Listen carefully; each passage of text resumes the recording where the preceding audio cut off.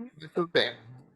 Feito o registro, eu aqui recebo agora da secretária Patrícia os pedidos dos senhores advogados, de preferência e alguns com sustentação oral. Verifico que o primeiro, por não, Só pela aprovação da ata. a ata, sobre essa ata da sessão anterior, desembargador. Pela aprovação. Doutora Oriana também concorda com a ata da sessão passada? Concordo. Agora, nós estamos Então, falando ata de qual ata, né? Da quarta Câmara. Eu estou abrindo hoje a quarta Câmara de Direito Privado, porque são todos os pedidos estão nela hoje, de sustentação. Nós vamos começar por ela, tá, desembargador Zé Jorge? Quarta Câmara de Direito Privado, eu verifico que o primeiro processo... Eu teria, senhor presidente, alguma coisa a falar com relação... Não, então o senhor está com a palavra. A essa ata. Muito obrigado, cumprimentando Vossa Excelência, desembargador Gonzaga, desembargadora Ariana Gomes, desembargador Vieira, que nos prestigia aqui quando é convocado, do procurador de justiça, Lobato, senhores advogados, senhor presidente, inclusive o advogado até está aqui presente, eu fui procurado essa semana. Qual processo? Sobre aqueles processos que nós julgamos na semana passada. Ele, doutor Ronaldo, né? Ele me procurou dizendo que havia uma decisão de Vossa Excelência, dizendo que queria julgar todos os agravos envolvendo aquelas partes numa só assentada. E eu não sei, talvez por um esquecimento, a gente julgamos dois. Eu não sei se isso vai haver algum conflito. Aí por isso que eu gostaria até que fosse colocado isso com relação a essa ata, para a gente decidir se vai valer esse julgamento. Eu cheguei realmente a dizer, desembargador, que não, o senhor escreveu. Que ia fazer. Tem uma decisão dos autos, por isso que me chamou a atenção. Esse é aquele... É da rota. Aqui tem um aqui para julgar hoje até, né? Tem mais um para julgar hoje. É o terceiro da pauta hoje para julgamento. Olha, acontece que ali tinha processo que ainda está até com o desembargador na Câmara, o desembargador Marcelo. Ele já julgou lá o mérito? Já. Eu não vejo... Questão de ordem, excelência. Não foi julgado, não. Tem um conflito de competência lá, está na vice-presidência para ser julgado ainda. De qual processo? Na relatoria do desembargador Marcelo, ele suscitou o conflito de competência e o processo está na vice-presidência. Tenho lá. Eu não vejo nenhum problema de a gente estar julgando Mas, este desembargador Gonzaga, desculpe a intromissão. Mas se há um conflito de competência pendente de julgamento, nós temos que esperar. Como é que nós vamos julgar esses processos? Não, nós temos que esperar. Envolve todos esses. A doutora... não, eu não posso falar. A doutora Joquebed está também presente. Junto ela também pode se manifestar. Pode se manifestar. Vamos ver o que ela diz. Desembargadores, é o seguinte. O doutor Marcelo, quando recebeu o primeiro agravo, ele julgou o mérito. Inclusive disse para nós que, independente se a parte agravada apresentasse contra-razões ou não, a decisão dele não iria mudar. Mandou devolver os autos para o juiz de origem, a parte agravante entrou com embargo de declaração, e depois dele ter definido o mérito, ele mandou distribuir ao doutor Luiz Gonzaga, que era prevento. Quando veio para julgar, a gente disse, olha, tem uma pendência de julgamento de embargo de declaração e, de acordo com o regimento interno, embora Vossa Excelência seja prevento, tem que ser julgado pelo desembargador Marcelo. E aí voltou para o desembargador Marcelo apreciar apenas os embargos de declaração. Não existe conflito de competência. O desembargador Marcelo talvez não se atentou somente que ele deveria julgar os embargos de declaração, devolveu para a vice-presidência um conflito de competência que não existe, que já foi sanado. Inclusive, isso foi matéria, desembargador José Jorge, foi matéria do mandado de segurança, e no voto do pleno foi decidido que a prevenção é do doutor Luiz Gonzaga. Então, isso é uma questão superada e o agravo já foi julgado. O embargo de declaração foi julgado. Desembargador, pela paridade das armas, também Pois não. quero me manifestar. Desembargador, relator, desembargador Zé Jorge, desembargador Oriano. O advogado, quando ele sobe à tribuna, ele deve pautar pela lealdade processual. E o advogado que me sucedeu não vem fazendo dessa forma. E eu vou lhe explicar por quê. O agravo de instrumento ele não foi julgado médio. Houve uma decisão liminar do desembargador Marcelo, a qual nós embargamos dessa decisão. Quando houve o embargo dessa decisão e ele observou que havia um julgamento por parte do desembargador Zé Jorge, ele suscitou o conflito de competência. O conflito de competência está pautado para o dia 12, ou agora pedido de inclusão de pauta virtual dia 12. Como é que não existe conflito de competência se está na presidência esse processo? 12 de janeiro? Não, foi pautado pedido de inclusão da pauta virtual agora, antes de ontem, dia 12. O que o desembargador Zé Jorge traz aqui à baila é o seguinte: nenhum dos processos de agravo de instrumento, Vossa Excelência diz que é julgar todos os processos em conjunto, todos os agravos, devido à sua continência. Foi só isso. Por isso, da sessão passada, os agravos foram julgados, que não poderiam, uma vez que existem agravos pendentes, como o de hoje, que está pautado para hoje, não poderia.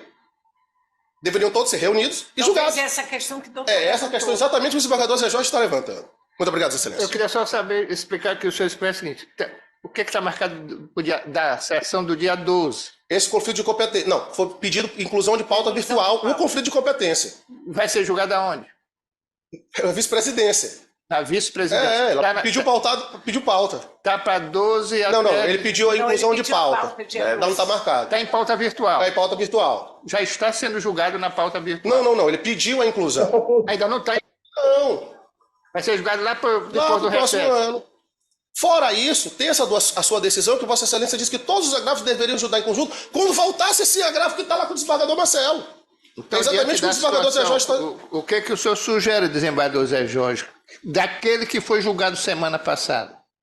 Pois é, eu sugiro que a gente não aprove essa ata. Desembargadores, pela ordem. Por favor, doutora, eu estou falando. Sim, vamos lá. A minha sugestão é essa, que não se aprovado com relação a esses dois agravos e deixe para julgar depois todos os agravos que tiver, como Vossa Excelência decidiu. Eu acompanho. Né? Aí o que a senhora queria falar então? Até que nós, inclusive, até em respeito ao julgamento do conflito de competência, né? Porque se de repente lá certo, no conflito de competência se diga que Vossa Excelência não é o competente. Por acaso, que eu acredito que não vai acontecer isso. Mas se acontecesse esse julgamento aqui, não é isso, doutora? Então a doutora Joquebede pode falar? Desembargadores, é o seguinte, eu só vou fazer um desagravo, que ele falou que eu estava faltando com deslealdade processual. Eu quero ler a íntegra da parte dispositiva da decisão proferida pelo desembargador Marcelo. Ponto 2 da parte dispositiva da decisão do desembargador Marcelo. Nego provimento ao agravo de instrumento. Gente, uma colega nossa está falando, por favor. Nego provimento ao agravo de instrumento, mantendo a decisão do juízo raiz. Adoto-a. Revogo a antecipação de tutela proferida no ID tal, tendo em vista que o órgão especial já decidiu sobre a questão. Aplico o sistema de julgamento monocrático abreviado, concretado pelas Cortes Superiores. Embora entendo que a modificação do regimento interno do STF realizada recentemente é bem delineado acima, não atingiu o julgamento de monocrático do relatório. Enfim, ele continua, mas no próprio voto dele, na decisão dele, ele decidiu, ele já julgou o mérito. Como que ele fala, nego provimento ao agravo, se ele não julgou o mérito? Ele julgou o mérito. Doutor, eu só quero uma resposta a uma pergunta. Existe conflito de competência que não foi julgado ainda? Doutor, Existe ou não? Ela só responde. Isso é bem objetivo. o conflito de competência foi Existe. decidido dentro do mandado de segurança quando decidiram pelo Pleno que a relatoria era do desembargador Luiz Gonzaga. A A senhora pode falar, doutor. O conflito de competência é julgado uma parte, não pode ser dela. Sim, só que quando o Pleno decidiu que a prevenção era do desembargador Luiz Gonzaga, quando voltou apenas para o desembargador Marcelo julgar os embargos de declaração, foi suscitado um conflito de competência, mas a competência não é dele. O Pleno já decidiu que a competência é do Luiz Gonzaga. E só isso. E já foram julgados 3 agravos. Então, muito bem. Tá bom, doutora Joquebede. Então, veja o que acontece. Atendendo a esses pedidos e até a sugestão do desembargador Zé Jorge, nós vamos realmente suspender a ata no que se refere a esses 2 processos julgados naquela semana. Eu vou retirar esse processo que está para julgar hoje. Vamos aguardar vir de lá a solução, que virá, não vai demorar. Lá para até fevereiro a gente vai encerrar esse julgamento. Porque realmente eu tinha dito que ia julgar tudo junto, que é uma questão mais prática, até para não ter decisões contraditórias. Desembargador Gonzaga, inclusive, tem uma pessoa julgada na sessão virtual. Bem, Não é isso? E também vai ser abrangido para a decisão todos são 2, 1, 3, e esse de hoje seria o 4º. Eu recebi Aí eles ficarão aguardando a próxima. Está, eu não sei se tem relação com esse, não. Aí o que vai acontecer? O senhor vai pautar tudo num só dia, julgando todos esses agravos no só dia. É porque E resolve a questão. essa questão já tem até decisão do colégio, do órgão especial aqui nessa história, mais ou menos. Então a gente vai analisar tudo junto, com base Podemos até trazer naquela decisão. quinta-feira, né? Ah, não tem mais, isso é a última, né? Só não. Bota virtual também. Até da virtual. Eu Então acho que é mais prudente a gente agir assim. Então ficou assim, doutora Joquebede e doutor Ribeiro, doutor Ronaldo, certo? A ata será esclarecedora nesse sentido. A senhora vai guardar só mais um pouquinho e fale com seus constituintes sobre essa situação. Muito obrigado a todos. Até mais. Muito bem. Então, com referência a pedido de preferência, o primeiro é da relatoria do desembargador José Jorge, é o 10º da pauta, desembargador José Jorge. Doutor Eduardo Moreira está ali, como advogado. É o agravo de instrumento de número 081-1497-22-2023. O agravante aqui é Bruno Duailib Pinheiro, Eduardo Leal Moreira, Fábio Luiz Costa Duailib. O agravado é Itaú Unibanco. O relator é o desembargador José Jorge e o desembargador Luiz Gonzaga está impedido. Será substituído pelo desembargador Vieira Filho, que já está ali a postos. Então, só vão participar Zé Jorge, Oriana e Vieira Filho, tá bom? Com a palavra ao desembargador José Jorge. O procurador emitiu um parecer sem interesse quanto ao mérito, certo, doutor Joaquim Lobato? A palavra do desembargador José Jorge. Obrigado, senhor presidente. Cumprimentando Vossa Excelência mais uma vez, aos pares, desembargador Vieira, desembargadora Oriana, os demais presentes nessa sessão. Haverá sustentação por ambos, então eu vou fazer aqui o relatório. Trata de agravo de instrumento interposto por Bruno Araújo, Duailib Pinheiro e outros, objetivando a reforma da decisão proferida pelo juiz da 7ª Vara Civil de São Luís, que nos autos de cumprimento de sentença número tal, indeferiu pelo levantamento de valores bloqueado, sob o fundamento de que pende de julgamento a ação rescisória ajuizada pelo ora agravado. Em síntese, os agravantes alegam que o julgamento da ação rescisória não impede o cumprimento de sentença, salvo a concessão de medidas de natureza cautelar ou antecipatória de tutela, o que, segundo afirmo, não é o caso dos autos. Ao final, requerem o conhecimento e provimento do presente recurso, a fim de ser autorizado o levantamento da quantia penhorada, conforme requerido nos autos principais. Intimado para apresentar contra-razões, o agravado deixou transcorrer em habeas o prazo.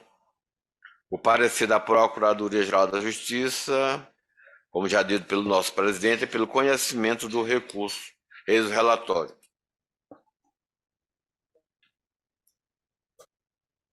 Parte agravante. Leal Moreira, OAB 5109, pelos agravantes. De mais nada, eu quero registrar a minha honra e minha grande responsabilidade em aqui estar a representar dois dos mais renomados juristas hoje no Maranhão, que são o doutor Bruno, do AILIB, ex-procurador-geral do município de São Luís, ex-juiz do Tribunal Regional Eleitoral do Maranhão, doutor Fábio, do AILIB, outro advogado também de nomeada, também já ingressou em lista de tríplice por este tribunal, para a composição do TRE, pessoas de escola e com a maior respeitabilidade e tom ético em sua carreira. A responsabilidade, no entanto, ela se torna um pouco menos pesada, dada a simplicidade aqui do caso que vem a julgamento por essa corte. Serei, portanto, brevíssimo. Como dito em relatório, trata-se de agravo de instrumento tirado contra a decisão proferida em autos de cumprimento definitivo. Trata-se de cumprimento definitivo instaurado com base no 523 do Código de Processo Civil, de sentença de acórdão transitado em julgado, portanto, prolatado aqui pela segunda Câmara Civil deste tribunal. Nos autos deste cumprimento de sentença definitivo, eu repito, foi requerido o levantamento de uma importância, que era o saldo bloqueado, penhorado, para satisfação dos credores e, apesar do levantamento, do bloqueio, do pedido ter sido fundamentado, o douto juízo de base houve por bem deferi-lo com a seguinte fundamentação. No que diz respeito ao pedido de levantamento dos valores bloqueados pelos exequentes, tem-se que ainda se encontra em trâmite a ação rescisória que discute a sentença que lastreia este cumprimento de sentença, ora em fase de embargo de declaração já prontos para julgamento. Assim, tais valores são controversos, eu gizo este ponto, controversos, e deve-se aguardar a decisão naquela ação para que sejam definitivamente liberados. Dessa forma, indefiro por hora o levantamento desses valores. É neste ponto que se cinge a resignação dos agravantes. Ora, neste processo, senhores desembargadores, houve a impugnação ao cumprimento de sentença com base no 525. Esse cumprimento de sentença foi rejeitado e dele não houve, contra ele, não houve interposição de qualquer tipo de recurso.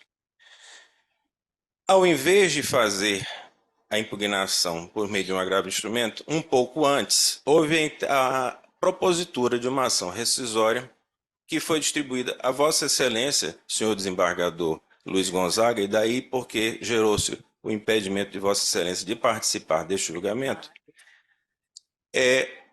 A ação rescisória é essa que houve nela pedido de concessão de tutela antecipada e, após a oitiva das partes, Vossa Excelência houve por bem indeferir tal tutela.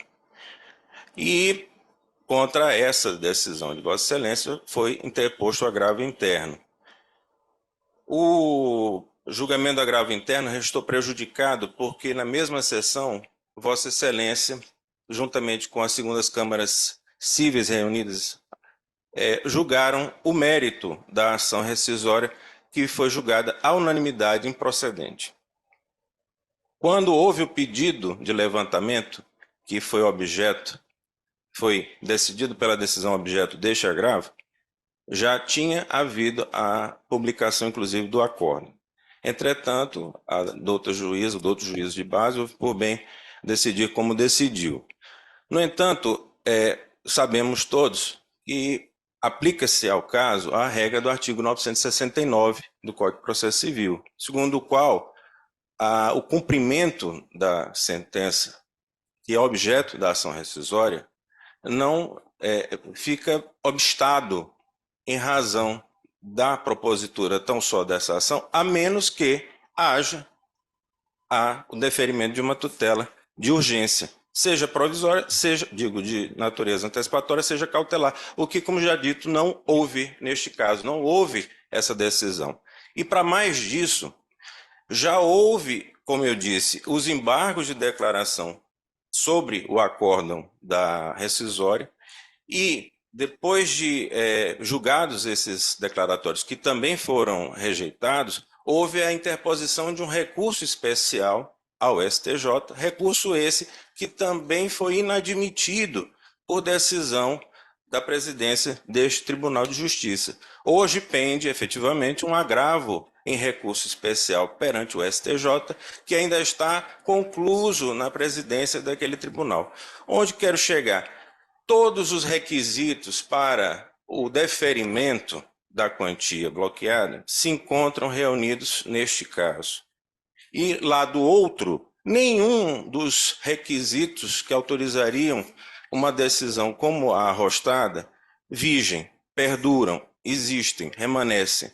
Logo, excelências, senhor relator, senhora desembargadora Oriana, senhor desembargador Vieira, a quem me penitencio de não ter feito um cumprimento já no início, mas, de fato, a situação aqui me deixa tanto quanto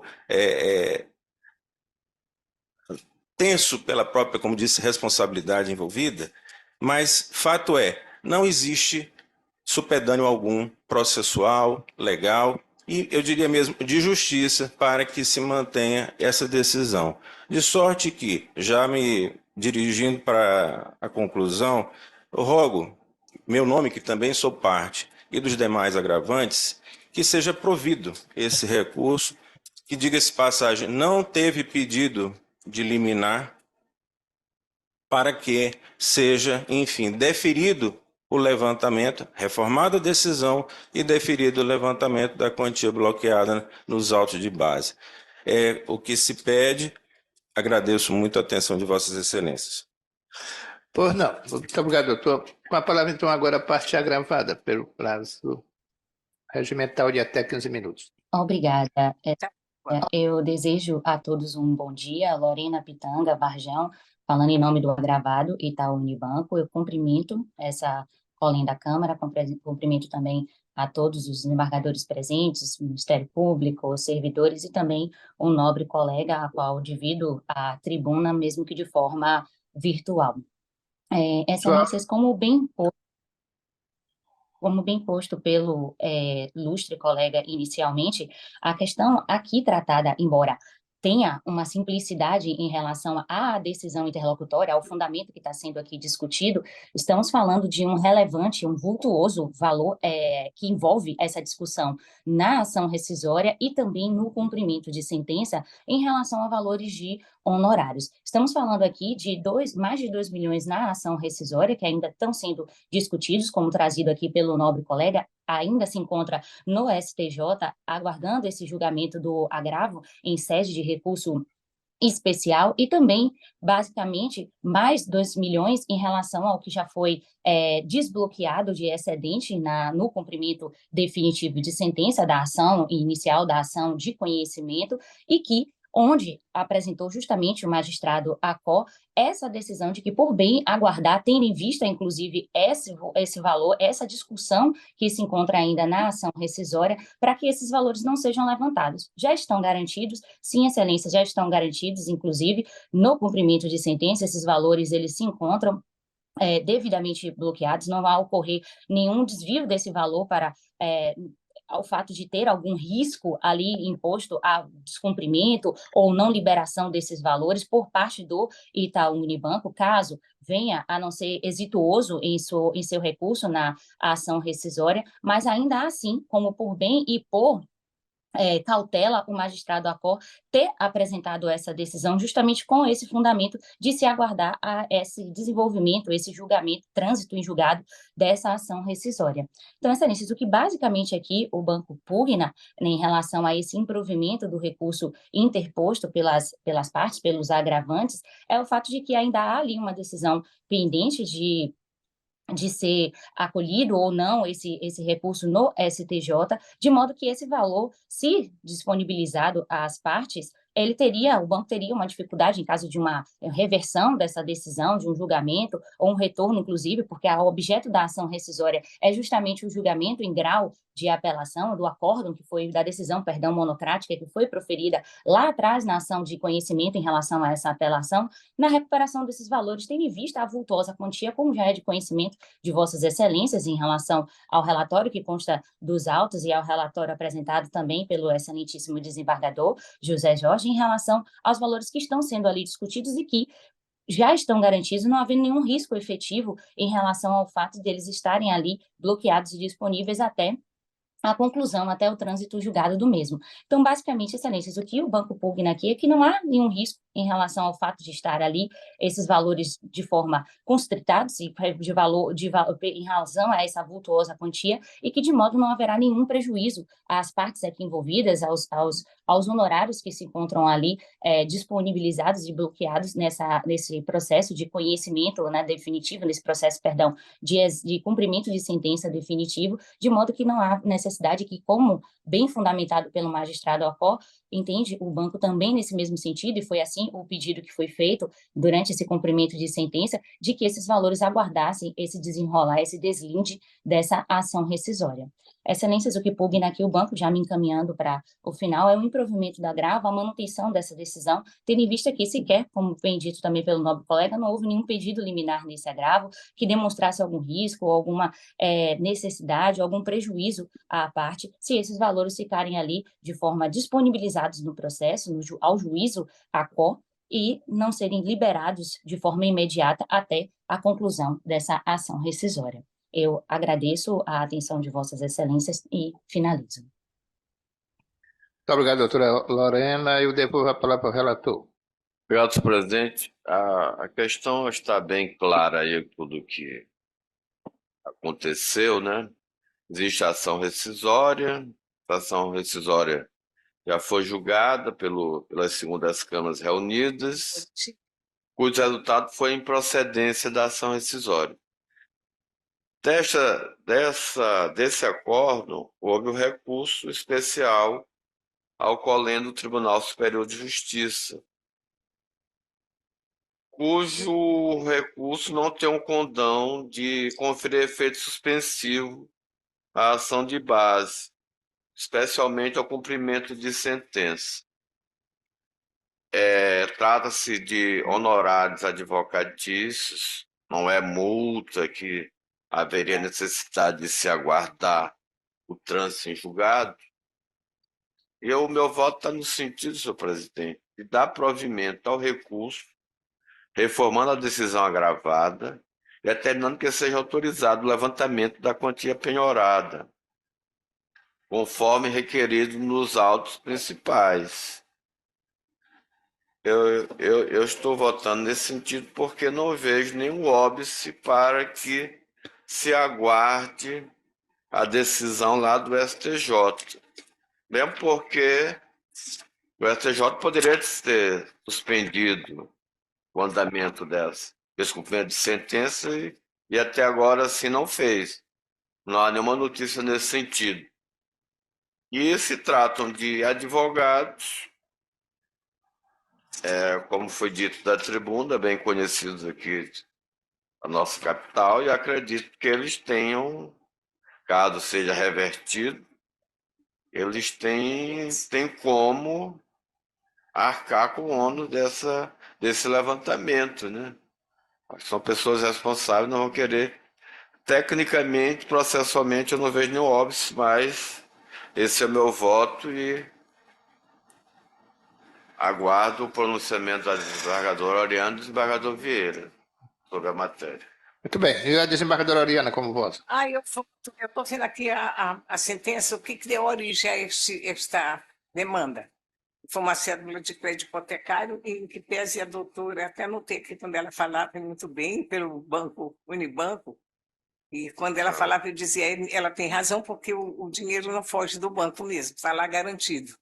Mas eu voto com Vossa Excelência, eu não vejo óbice nenhum para que seja levantada essa quantia. Primeiro que o dinheiro está lá e o máximo que o STJ pode fazer não vai modificar a sentença de base. Tudo bem. Com a palavra, desembargador Vieira Filho. Senhor presidente, eminentes pares, eu tive fazendo uma leitura sobre o caso e não me acho no momento com a devida capacidade de proferir meu voto, porque eu tenho algumas dúvidas sobre o caso, razão pela qual eu vou pedir vista, presidente. Você está pedindo vistas? Sim, estou pedindo vista. Tá bem. Na véspera do Natal. Os advogados queriam como uma cesta básica de Natal.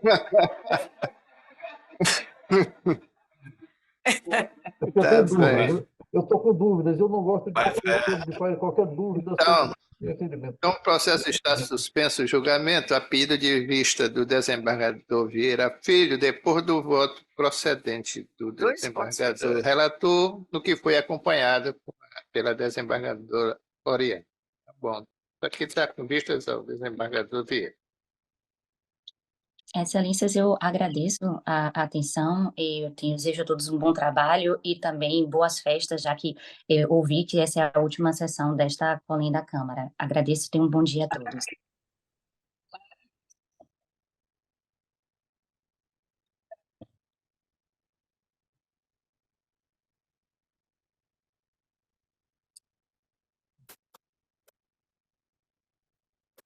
O desembargador Vieira ainda vai continuar? Desembargador Vieira, já está. Se quiser, Se quiser continuar com a gente. aqui. Eu vou agradecer a oportunidade de mais uma vez estar nessa Câmara, desejar a todos, se por acaso a gente não se veja mais, um bom Natal, um ano de muita paz. Obrigado, desembargador Obrigado, Vieira. Bom Natal para o da senhor. mesma forma. Um abraço, obrigado.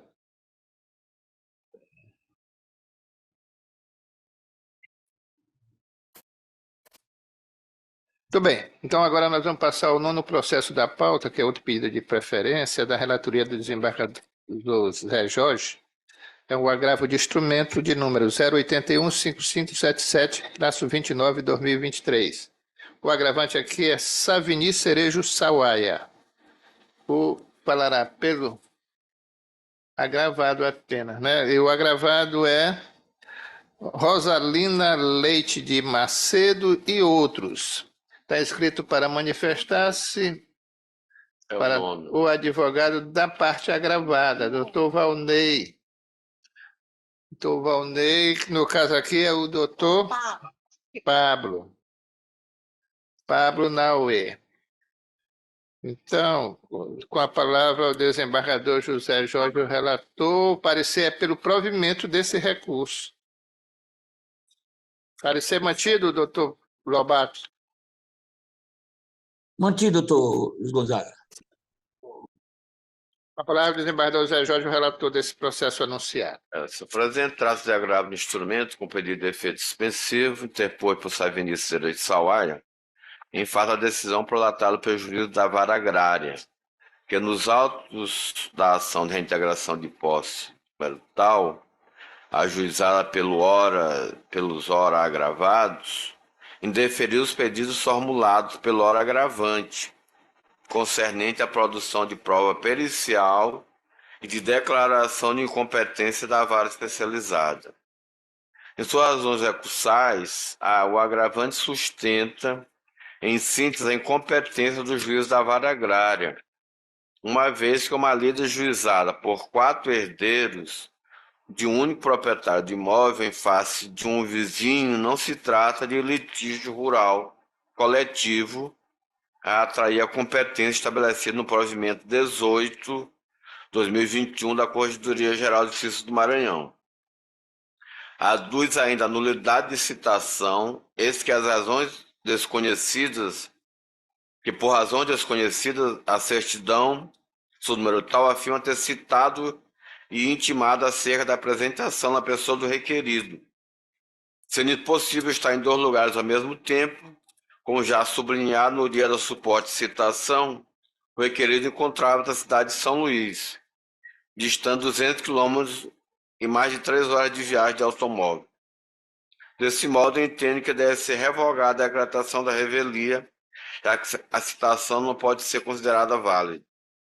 Pontuando acerca do rito de irreversibilidade e da plausibilidade jurídica do pedido, bem como para não viabilizar a prova testemunhal e depoimentos pessoais, postula a concessão de efeito suspensivo ao presente recurso, a fim de sobrestar o processo de origem, com adiamento da audiência de instrução até o julgamento deste agravo.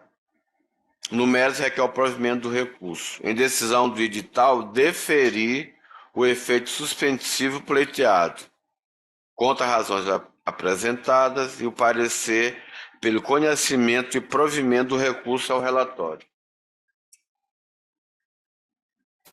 Tudo bem. Então, eu passo agora a palavra ao advogado da parte agravante pelo prazo regimental de até 15 minutos. Bom dia.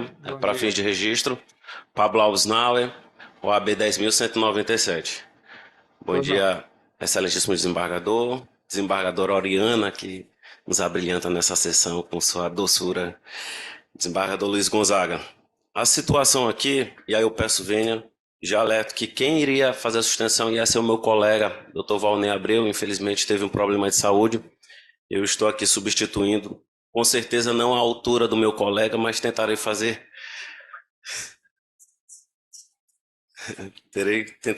o melhor possível. Pois bem, trata-se de uma ação de reintegração de posse ajuizada por Rosalina Macedo e seus irmãos contra Savini Cerejo Sawaia. Savini, acho que é conhecido por demais de todos os membros do Tribunal de Justiça a quantidade de processos que esse cidadão possui, tanto em matéria civil quanto em matéria criminal e etc. Pois bem, o requerido foi citado no dia 16/11/2021. Foi citado para apresentar a contestação. O oficial de justiça certificou que encontrou o senhor Savini na fazenda dele, agropastoril, às 9 horas da manhã. Certidão lançada no ID 56-648-8607. E o que Savini fez? Nada. Não apresentou contestação, não fez absolutamente nada em relação à sua defesa. É claro que, diante da omissão do réu, a Secretaria da Vara de São Mateus certificou que não houve apresentação de contestação e logo em seguida a juíza de lá declinou a competência para a Vara Agrária de São Luís. Por que ela declinou a competência? Pelo fato de que existem várias partes no polo ativo da ação e, do outro lado, o senhor Savini Cerejo Sawaia.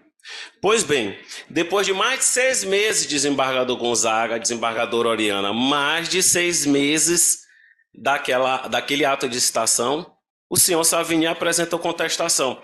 Falou alguma coisa em relação àquela certidão que já constava nos autos, dando como revelia? Nada. Não falou absolutamente nada na peça de contestação. E aí depois veio a decisão saneadora, já que da juíza da Vara Agrária, que distribuiu o ônus da prova, decretou a revelia do senhor Savini Cerejo Sawaia formalmente, considerando aquela certidão originária, e designou a audiência de instrução e julgamento. Contra essa decisão, o senhor Savini pediu ajuste na decisão saneadora. E eu pergunto, desembargadora Oriana, aquela petição que pede ajuste na decisão saneadora interrompe algum prazo recursal? No Código de Processo Civil que eu conheço, acredito que não. Não teve interrupção do prazo recursal em relação à decretação da revelia feita no senhor Savini Cerejo Sawaia. O certo é que essa segunda decisão em relação ao saneamento do processo foi publicada, a juíza ratificou a questão da competência da vara agrária e o senhor Savini vem agora recorrer dessa decisão. O desembargador José Jorge é o relator, com certeza teve a cautela de analisar o processo com cuidado. E os fundamentos dessa decisão, desse agravo do Savini Sawaia são dois. O primeiro é em relação à competência da vara agrária, que para o nosso sentir é muito tranquilo, em relação à competência específica e a necessidade de confirmação por esse tribunal. E o segundo, que eu chamo a atenção de Vossas Excelências, que diz respeito em relação à revelia, que ele busca, por meio desse agravo de instrumento, desembargador Gonzaga, reverter a sua revelia que foi decretada na primeira decisão semeadora. Desembargador Oriana, desembargador Luiz Gonzaga. Esse ponto específico em relação à revelia sequer merecia ser conhecido nesse agravo de instrumento. E eu digo a Vossas Excelências por quê? Porque a decisão que tratou da revelia dele foi proferida no dia 24 de maio de 2023. Foi publicada no dia 12/6/2023. O prazo para ele interpor qualquer recurso em relação a essa parte específica da decretação da revelia seria no dia 19/7/2023. Todavia, ele só protocolou o agravo de instrumento querendo reverter a revelia no dia 20/7/2023. Ao nosso sentir, esse tópico específico da revelia precluiu qualquer possibilidade de recurso por parte do senhor Savini Cerejo Sawaia.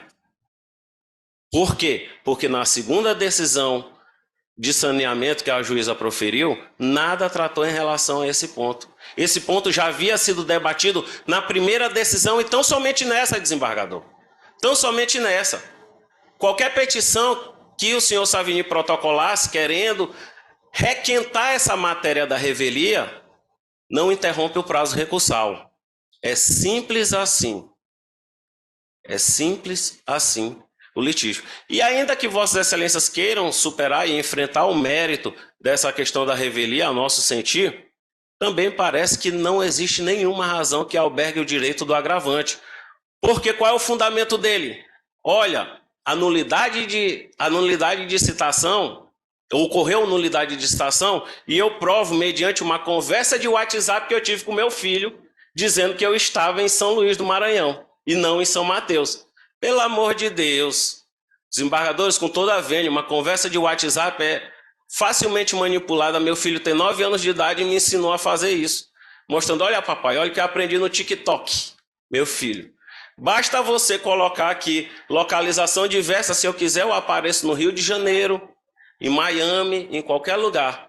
E é com base nessa conversa de WhatsApp que Savini tem com o filho dele, é que ele tenta reverter a certidão do oficial de justiça que goza de fé pública e que certificou que encontrou o senhor Savini na fazenda dele, fazenda agropastoril, no dia 16/11/2021. Excelências, com todo respeito, essa matéria da revelia não pode ser conhecida por esse egrégio tribunal e, ainda que seja, não merece qualquer tipo de acolhimento, desembargador Oriano. Como eu já disse, e já finalizando, a localização do WhatsApp pode ser facilmente manipulada. A conversa que o senhor Savini teve com o filho dele foi feita em momento muito diverso, muito posterior à certidão do oficial de justiça, que goza de fé pública, E o quarto fundamento em relação às nossas contrarrazões do agravo em relação à revelia diz respeito à ata notarial, porque nesse agravo de instrumento o Savini tenta dar credibilidade a essa conversa de WhatsApp que ele teve com o filho, juntando uma ata notarial do dia 12/4/2022. Veja, a ata notarial que ele fez foi desde o dia 12/4/2022, todavia a contestação dele só veio no dia 6/5, ou seja, já tinha transcorrido ainda assim um prazo para ele apresentar a contestação. Onde quer que se observe, seja pelo lado da direita, seja do lado da esquerda, a contestação do senhor Savini Cerejo Sawaia é intempestiva. E além de intempestiva, ainda que tivesse ocorrido qualquer nulidade de citação, que não existiu no caso concreto, aqui estamos a falar também, desembargador Oriana, de nulidade de algibeira. Porque na contestação, que foi o primeiro momento que o senhor Savini Cerejo Sawaia teve para falar nos autos, ele não tratou absolutamente nada em relação àquele fato que ele entendeu posteriormente que seria nulo. Nada tratou. A contestação dele nada falou. É aquele, vai que cola, vou apresentar minha contestação. Então, desembargadores, já finalizando, espero ter esclarecido alguns pontos relevantes da lide e peço que o agravo de instrumentos seja desprovido em relação à competência e em relação à questão da revelia não seja conhecido e, se conhecido, seja negado provimento ao recurso. É como rogo. Tudo bem. Já que a parte agravante não está representada nesta sessão, eu devolvo a palavra ao relator. Presidente, vamos ser bem objetivos, vamos assim, direto ao ponto. A Lei Complementar número 220 de 2019, que alterou o artigo 8º do Código de Divisão da Ação Judiciária do Estado do Maranhão, criou a vara agrária, vinculada à comarca da Ilha de São Luís, com competência em todo o Estado do Maranhão, para dirimir conflitos fundiários que envolvam conflitos coletivos. Diz o artigo 8º. Na comarca de São Luís haverá uma vara agrária com competência em todo o Estado para dirimir conflitos fundiários que envolvam litígios coletivos. Fecho aspas. A competência da vara agrária da comarca da Ilha de São Luís foi regulamentada pela resolução GP 75, de 5 de outubro de 2020, a qual disciplinou no artigo 1º que a vara agrária sediada no termo judiciário da Ilha de São Luís e com jurisdição em todo o Estado do Maranhão tem competência para dirimir conflitos coletivos envolvendo a disputa pela posse e pela propriedade de imóveis rurais, exceto quando parte interessada for ente da administração pública direta ou indireta, estadual ou municipal. Desse modo, a competência da vara agrária, regulamentada pela Resolução 75 de 2020, engloba conflitos coletivos envolvendo a disputa pela posse e pela propriedade de imóveis rurais. Com efeito, um dos requisitos para que o juízo da vara agrária de São Luís seja competente para processamento e respectivo julgamento de um processo é que a demanda envolva litígio coletivo, circunstância esta que não se identifica no caso em apreço. Percebe-se que a ação principal envolve interesses privados, individuais, disponíveis, que não se confundem com o conflito coletivo agrário, o que afasta a competência do juiz especializado. Ressalte-se, inclusive, que na audiência do dia 21 de julho de 2023, conforme termo de assentada nos autos de origem, tanto a Defensoria Pública quanto o Ministério Público se manifestaram no sentido de não existir conflito coletivo, requerendo o membro do parquê o reconhecimento da incompetência da vara agrária, o que levou a magistrada a suspender o ato com a conclusão dos autos para a deliberação. Desse modo, a decisão agravada deve ser reformada para que seja reconhecida a incompetência da vara agrária. No que tange ao segundo ponto tratado neste recurso, concernente à nulidade da citação do ora agravante, observe que a revelia foi decretada pelo juízo da vara agrária, em decisão publicada no Diário de Justiça em 14/6/23. Com efeito, segundo a regra disposta no parágrafo 4º do artigo 64 do CPC, as decisões proferidas pelo juízo incompetente continuarão produzindo efeitos até que o novo juízo delibere se irá ou não retificar tais atos.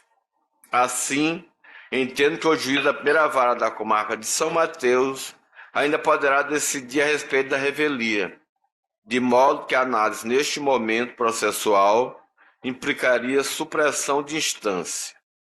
Diante do exposto, conheço e dou parcial provimento ao presente agravo, para que seja reconhecida a incompetência da vara agrária e declarada a competência da primeira vara da comarca de São Mateus para o processamento e julgamento do feito. É como eu voto, senhor presidente. A desembargadora Oriana tem que ligar o microfone aí, por favor. Obrigada. Pois não. É como eu voto também, porque eu olhei todo o processo agora aqui e vi que a doutora Luzia mesmo, eu estava olhando exatamente para ver se não tinha enrolado essa competência. Então da também vara. realmente está justa a decisão, é isso mesmo? O processo Dava deverá para- descer acho que na para São Mateus. Isso mesmo, sim. Tá? Parcial provimento, eu acho que Só não, pra isso. não dá causa prejuízo à parte agravada. Pelo Não. contrário, acho que é até mais ligeiro o plenário. Com certeza, mais Tá bom? próximo. Muito Então, obrigado, obrigado. excelências. Por votação unânime foi dado parcial provimento nos termos do voto do relator. Obrigado. Eu aproveito aqui para cumprimentar o decano da Advocacia Maranhense presente aqui na nossa sala, doutor Wagner Lago. Prazer, doutor Wagner.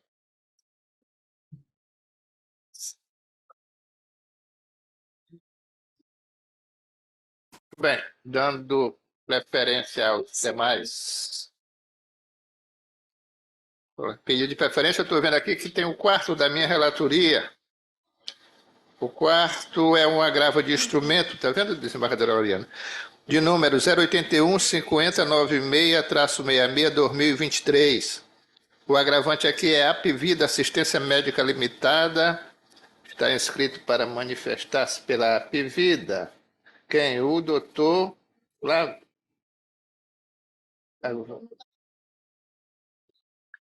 E a parte agravada é Pedro Alcântara Neto. Está inscrito também para o nosso doutor Flávio. Certo? Esse processo é da minha relatoria. É um agravo de instrumento. Estou vendo que só está aqui o advogado da parte agravada, não é Pedro, doutor Pedro? A parte agravante, que é a Apvida, não está representada neste ato. Né? Já que é assim, eu vou fazer uma rápida leitura aqui da ementa, que talvez não seja necessário. Tá?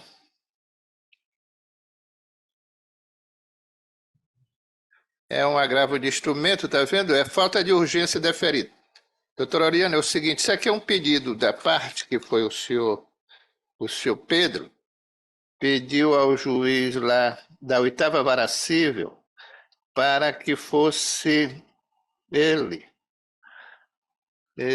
num caso de urgência, o juiz lá concedeu a tutela provisória para determinar que a Apvida, no prazo de 24 horas, realizasse o procedimento médico de correção do problema de aneurisma na artéria ilíaca, mediante tratamento endovascular, indicados pelo médico, sob pena de multa. Aí, sobre esse despacho, é que a Apvida está aqui agravando, entendendo que não é caso de urgência. Mas se o médico está dizendo que é um caso de urgência e que a parte, o seu Pedro, é um beneficiário do plano de saúde da Apvida, eu não tenho como alterar essa decisão. Até porque o agravo não trouxe nenhum outro motivo que possa me convencer disso. Por isso, eu estou votando pelo conhecimento e negando o provimento agravo de instrumento para manter a decisão agravada. É como eu estou votando. Ele nem vai precisar, porque eu acho que é isso que ele queria, não é isso? Isso, senhor presidente. Bom dia. Só para fins de registro, Pois não, constar pode minha identificar. presença. Eu estou pelo agravado, pelo Pedro Alcântara Neto, que foi desprovido o recurso dele. Tá certo. Muito obrigado, doutor. Obrigado, bom dia. Até mais. Eu acompanho Vossa Excelência, senhor presidente. E a desembargadora? Tira- Vai tirar a decisão do juiz. Obrigado por votação unânime. Foi negado o provimento ao agravo de instrumento.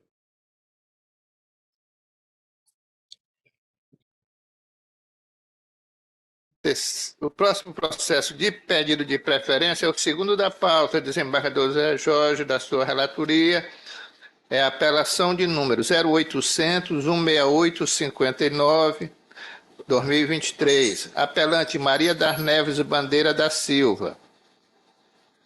Apelado Banco Pan. Está inscrito para manifestar-se a parte apelada, advogado do banco. O desembargador José Jorge é o relator e o parecer é pelo provimento desse recurso.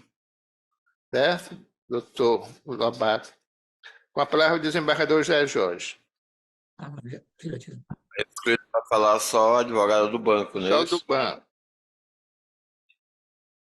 Ela até já fez até. Os projetos veio adiado, né, da semana passada. Foi. Então já houve Sustentação. Eu adiei para verificar com mais Melhor calma, análise né? da situação. Foi. Então eu vou aqui me ater à emenda. Com certeza eu verifiquei a situação. Então, estou dizendo aqui na emenda sentença improcedente, empréstimo consignado. RDR 53983/2016, aposentado do INSS, contrato apresentado em desacordo com o artigo 595 do Código Civil. Relação jurídica não foi regular e validamente comprovada. Inexistência de prova de recebimento do valor do empréstimo pelo consumidor. Ônus não cumprido pelo banco, um ato ilícito configurado, responsabilidade pelo pagamento da petição de indébito e dano moral. Recurso conhecido e provido.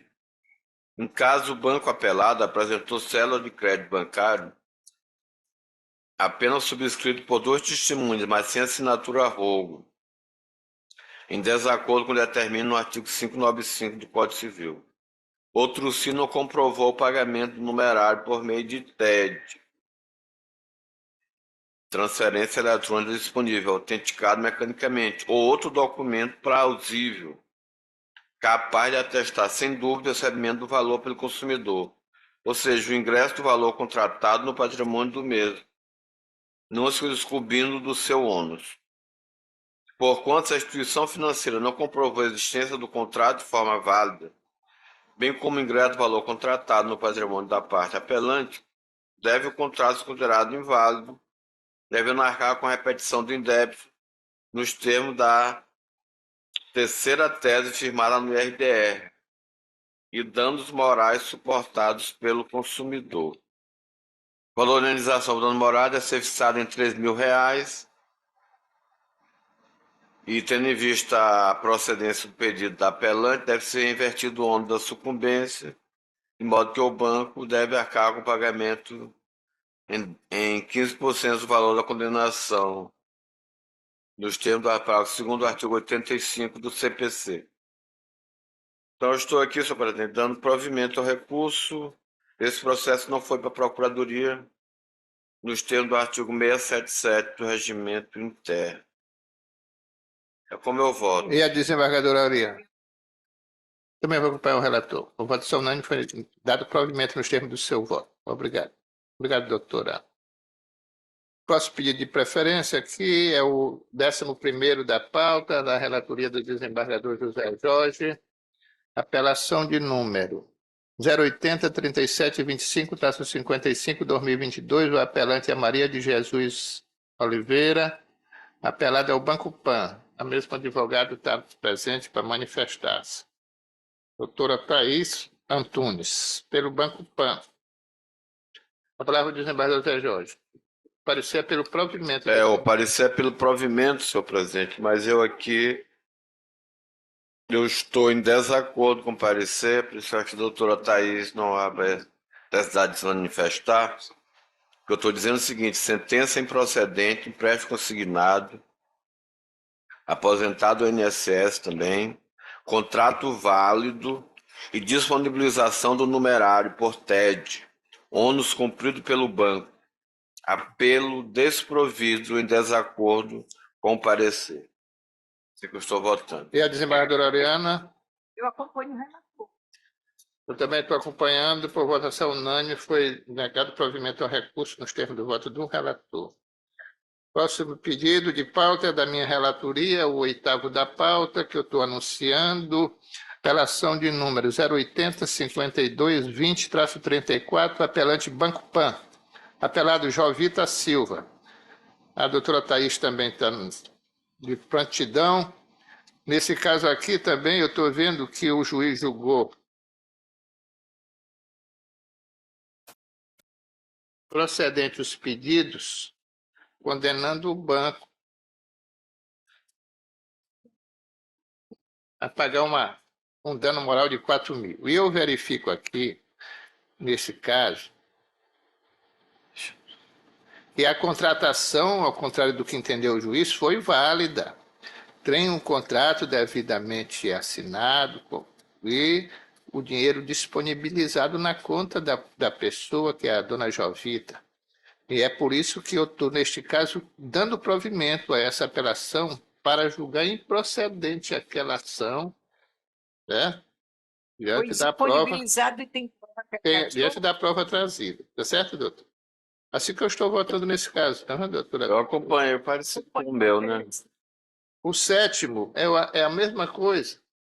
Agora, aqui, não sei se a doutora Thaís também no 7º. O 7º é o apelação de número 080-5531-73. Está aqui inscrita para manifestar a advogada da parte apelante, não é isso? Do primeiro apelante, do banco. É do Banco Bradesco, é a doutora Manuela. E Bom dia, excelência. a segunda apelante é Silvanilde de Souza. E nesse caso, quem está apelando é o banco. Por quê? Porque o juiz, também apreciando um empréstimo consignado, ele condenou também o banco a uma dano moral de R$ 2.000. E neste caso também estou vendo que o banco trouxe toda a documentação e que, diante da anuência da pessoa no contrato,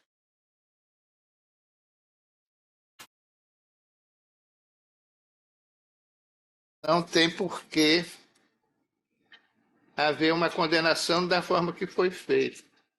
Então é que eu estou dando aqui nesse caso, voto para conhecer de ambos os apelos, porque teve 2 apelos, para dar provimento ao primeiro, que é o do banco, e negar provimento ao segundo, reformando a sentença apenas para afastar a indenização por danos morais e possibilitar a compensação, salvo se a consumidora comprovar que não recebeu esses valores que estão na conta, cuja majoração... Pois é, doutor, porque às vezes eles jogam o valor na conta da Aqui eu pessoa alterei e o... tem cartão de crédito, a pessoa não usou. Isso, eu alterei também os danos morais na forma do artigo 85 do Código. Então é assim que eu estou votando, só para tirar o dano moral deste caso aqui, que não é cabível, tá vendo, desembargador Zé? Parcial provimento. Não sei se... Lorena acompanha? Também acompanha. O próximo processo de pedido de preferência, sua secretária, calma aí, é o 14. 14 é da relatoria do desembargador José Jorge. Apelação cível de número 081-1786-59-2017.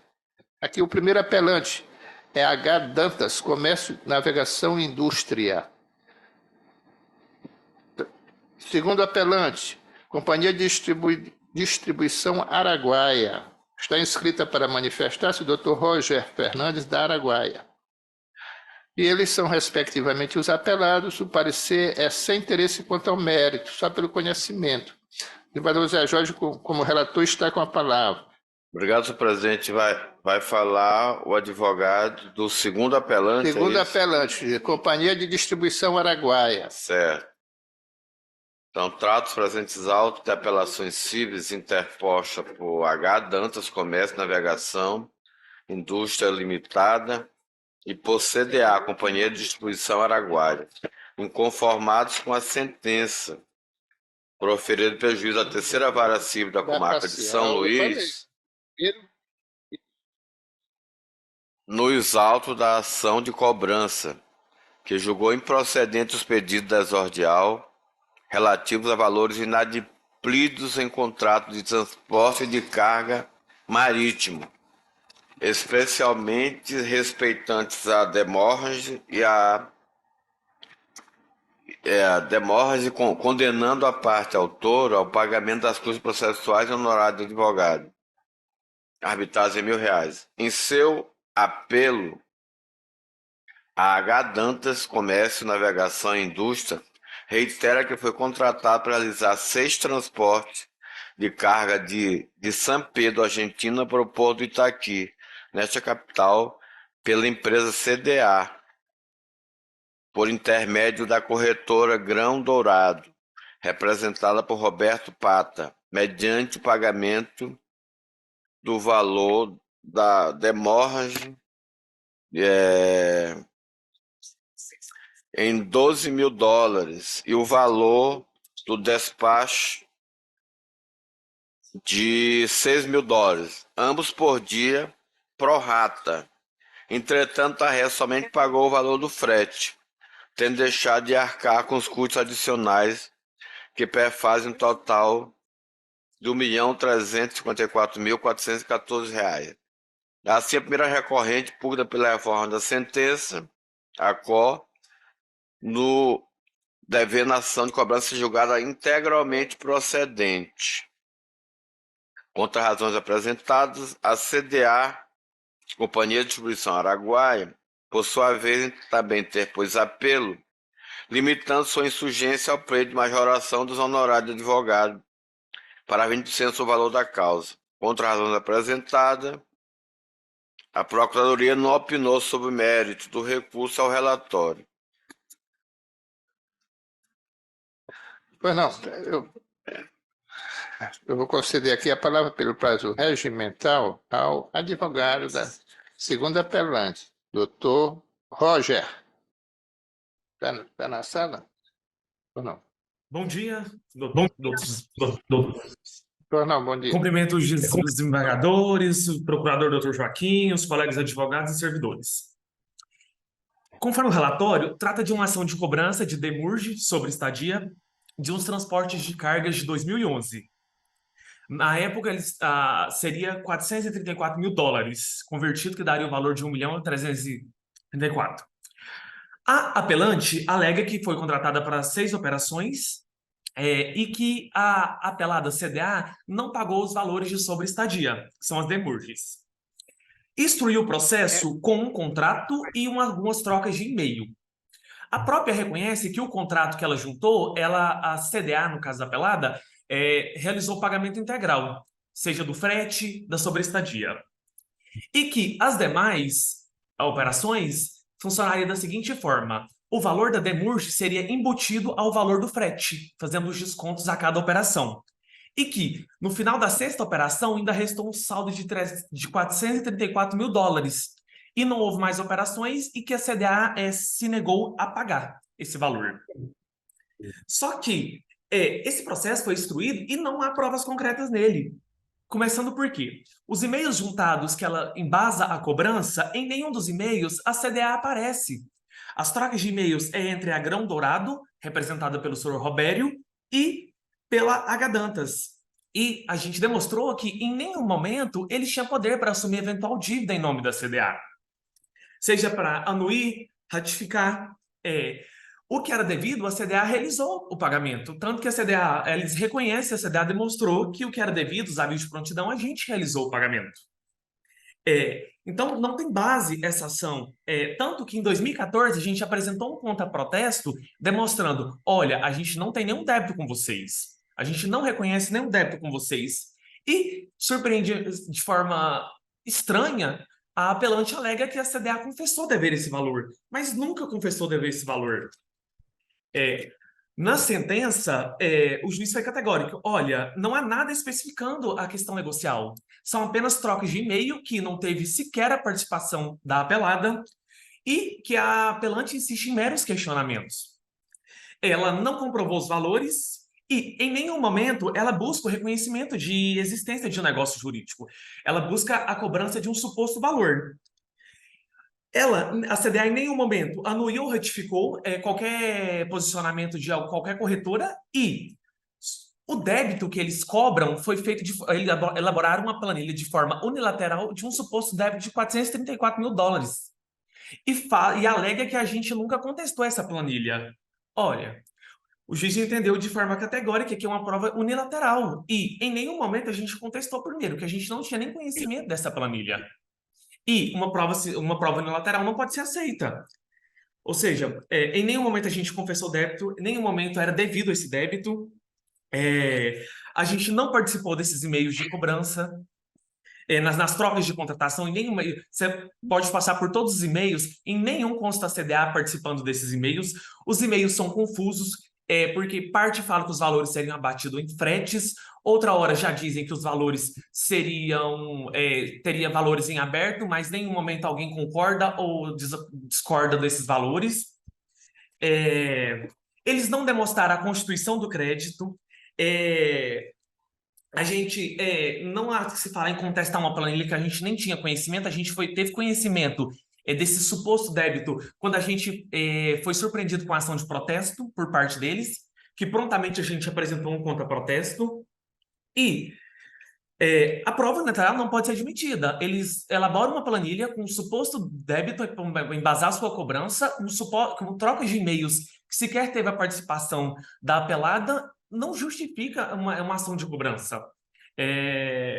Ao nosso ver, a apelante falhou em comprovar o seu direito. A gente não está discutindo aqui a natureza da demurge, da sobreestadia. A gente está dizendo, olha, houve ou não houve? E no nosso ver não houve, porque ela não demonstrou a constituição de crédito, não juntou os documentos hábeis, não demonstrou, por exemplo, que a CDA em algum momento anuiu, concordou com esse crédito. Então, além disso, igual eu te falei, a gente não tem a participação nesses trocos de e-mail. Então, a nossa posição pugna pelo conhecimento, pelo não provimento da apelação da H-Dantas e pelo provimento da apelação da CDA, de forma adesiva. Pois não. Então, eu devolvo a palavra ao advogado. Senhor presidente, desembargadora Oriana, eu vou adiar esse processo porque aqui não está havendo a paridade de armas, só uma parte fez alegação, a outra não veio aos autos, e eu preciso reexaminar com mais cuidado. Por isso que eu adio para com o senhor Arvista a também. próxima sessão. Então, o processo está adiado a pedido do relator. ótimo. Tá bem? Obrigado. Obrigado, doutor. Eu estou adiando e a desembargadora está pedindo visto. Obrigado. Pedindo vista também, é? Ela pediu visto, é isso. Pronto. Acabou assim. Muito bem. Então, ainda pedido de preferência aqui, nós temos agora o 12º da pauta da relatoria do desembargador José Jorge. Pois não, desembargador Gonzaga. Apelação 0800-759-85-2022. Primeiro apelante, Banco Pan. Segundo apelante, Benta dos Santos. Que são, respectivamente, apelados. O parecer é só pelo conhecimento, desprovimento da primeira apelação do banco e pelo conhecimento e provimento da segunda apelação. Assim que está o parecer da doutora Lise. Confirmado, não é, doutor Joaquim? Confirmado, doutor Gonzaga. A palavra do desembargador José Jorge, o relator.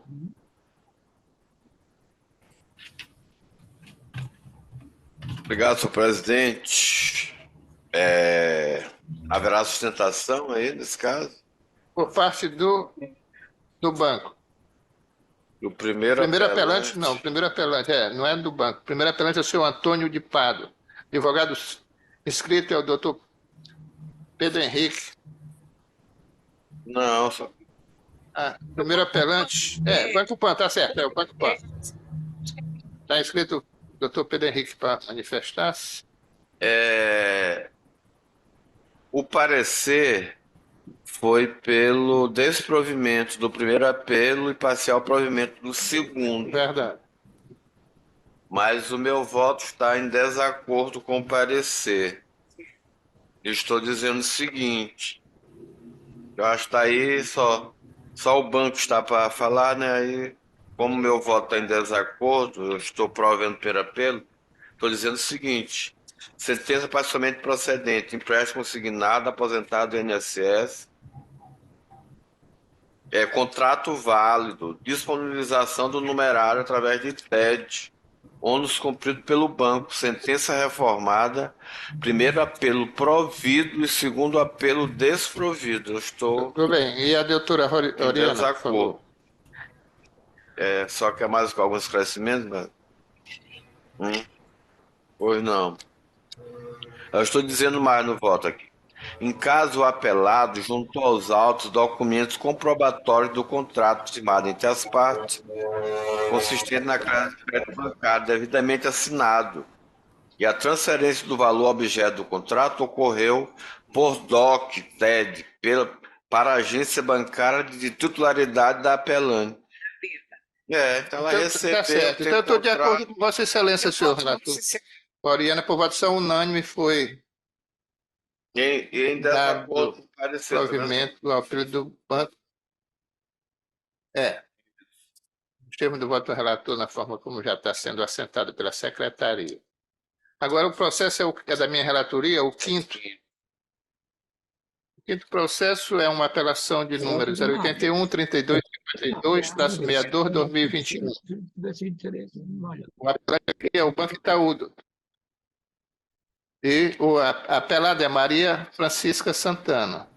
Está inscrita só para manifestar-se o advogado do banco, e aqui no caso também o doutor Pedro Henrique Muti. Esse caso, doutora Oriana, eu estou vendo aqui o seguinte, quem está apelando é o banco, e uma decisão que o juiz condenou o banco a pagar um dano moral de 4 mil e a declarar a inexistência de um empréstimo, no valor de 4 mil e pouco. E eu verifiquei aqui que o banco, quando contestou essa ação, interpôs recurso de apelação, e ele aqui na apelação está dizendo que ele apresentou no instrumento, na instrução, a regularidade dessa contratação, e que por isso é impossível se falar em ressarcimento e em danos morais. Por isso que ele está, ao final, pede pelo provimento desse recurso para julgar improcedente a ação diante da prova que o banco trouxe. Eu, analisando aqui a situação, realmente tem prova do contrato, tem prova do pagamento. Ele recebeu. Você recebeu, não sei, que o banco depositou. Eu estou votando pelo conhecimento e provimento do recurso para reformar a sentença e julgar improcedente os pedidos autorais. Isso é como eu estou votando, diante da prova trazida. Eu estou acompanhando, senhor presidente. O senhor está votando contra a Maria, para manter assim, para desfazer a sentença. Reformando a sentença. Tá. Ela está de acordo? Acompanho, sim. Muito bem. Então, por votação unânime, foi negado provimento. Foi dado provimento o recurso do banco. E o próximo também da minha relatoria é o sexto e último dos pedidos de preferência, não, penúltimo, ainda tem um. É a apelação de número 080-1978-92-2023. O apelante aqui é Luiz Ferreira Souza e o apelado é o Banco Itaú. Neste caso, o juiz lá julgou improcedente a ação diante da prova que viu que o banco trouxe, demonstrando a regularidade da contratação. Por isso, o juiz julgou improcedente e ainda condenou a parte autora a uma multa por litigância de má-fé. A parte autora nem recorreu. Então, aliás, ela está recorrendo essa decisão. E é por isso que eu estou aqui, neste caso, mantendo a decisão do juiz diante da prova trazida, apenas mandando retirar a multa por litigância de má-fé. E o doutor desembargador também acompanha, senhor presidente. Então, por votação unânime. Nós fazemos isso aqui. Foi nesse sentido do voto. O último processo dessa pedido de preferência é o 13 da pauta, desembargador Zé Jorge, da sua relatoria. É processo que eu vou anunciar agora. Apelação número 0800-450-77-2019. Primeiro apelante, Antônio de Pádua, Benício Carvalho. Segundo apelante, Carla Regina. Eles são, respectivamente, os apelados. Tem advogado aqui, doutor George Cabral, o segundo apelado. E o parecer, neste caso, é pelo conhecimento e desprovimento do primeiro apelo e parcial provimento do segundo. O desembargador Zé Jorge está com a palavra como relator. Haver sustentação por parte do segundo apelante, não é isso, Bruno? Tratos de apelações civis. Segundo apelado, doutor George Cabral, que está na sala. Ele está falando pelo doutor Antônio de Pádua, né? Pelo Antônio de Pádua. Né? George Cabral Cardoso, pela Equatorial Apelada. Equatorial. Pela Equatorial, né? É só ele que está inscrito? Senhor presidente, eu acho que nesse caso aqui, como eu estou desprovendo ambos os apelos e mantendo a sentença, eu acho que não vai haver necessidade da manifestação da Equatorial. Mas o doutor fica à vontade aí, caso queira. Eu estou dizendo o seguinte: ação de indenização por danos morais e materiais. Responsabilidade civil, morte por eletropressão. Concessionário de serviço público.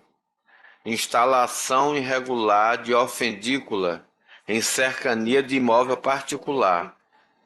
Culpa exclusiva de terceiro. Comprovada. Excludente verificada, sentença mantida, apelos desprovidos. É disso que, em se tratando de concessionário de energia elétrica, aprega-se o princípio da responsabilidade objetiva, previsto no artigo 37, parágrafo 6º da Constituição Federal, na qual o fornecedor de serviços responde independentemente da existência de culpa pela reparação dos danos causados aos consumidores por defeitos relativos à prestação de serviço. Contudo, a prestadora de serviços públicos pode se eximir de tal responsabilidade quando provar a inexistência do defeito, fato exclusivo da vítima ou de terceiro, caso fortuito ou força maior. Referida teoria foi adotada pelo Código de Defesa do Consumidor, em seu artigo 14 e as suas excludentes, tem previsão no parágrafo 3º, inciso 2 da norma destacada. No caso dos autos, o lamentável acidente não decorreu da falha na prestação de serviço pela demandada, de maneira que não deve ser condenado ao pagamento da indenização pelos danos sofridos pela autora, porquanto o evento ocorreu por culpa exclusiva de terceiro, proprietário do imóvel, que promoveu uma ligação clandestina dentro de seu imóvel, instalando de modo negligente e irregular, sem observância as medidas de segurança necessárias, conforme se infere do laudo pericial realizado pelo ICRIM. Então, aqui, infelizmente, houve uma morte de 2 crianças, só que, desembargadora Diana, a SEMAR, a Equatorial, não tem nenhuma responsabilidade porque ela não tem linha lá passando na área. Foi o outro apelante que fez essa linha clandestina e eletrocutou esses menores que moravam lá próximo. E o que se tem notícia aqui nos autos é porque ele tinha os açudes com peixe e resolveu fazer isso para evitar que as pessoas o furtassem. Então, infelizmente, só vou concluir, desembargadora Oriana, só vou concluir. Então, por isso que eu estou mantendo a sentença e desprovendo ambos os recursos, porque o juiz de base acertadamente condenou a R$100 mil apenas a pessoa que deu causa ao evento morte. Eu achei muito pouco, devia ser 100 mil para cada um, você não vai fazer. Sim, a senhora está concordando com o voto do relator, desembargador? Discordando apenas do valor. Do valor. A gente pode Mas discutir. isso eu voto muito bem. Sim, o valor que na questão de ser de terceiro. Eu tenho sentença num sentido ali que foi na ali naquela área do alagamento.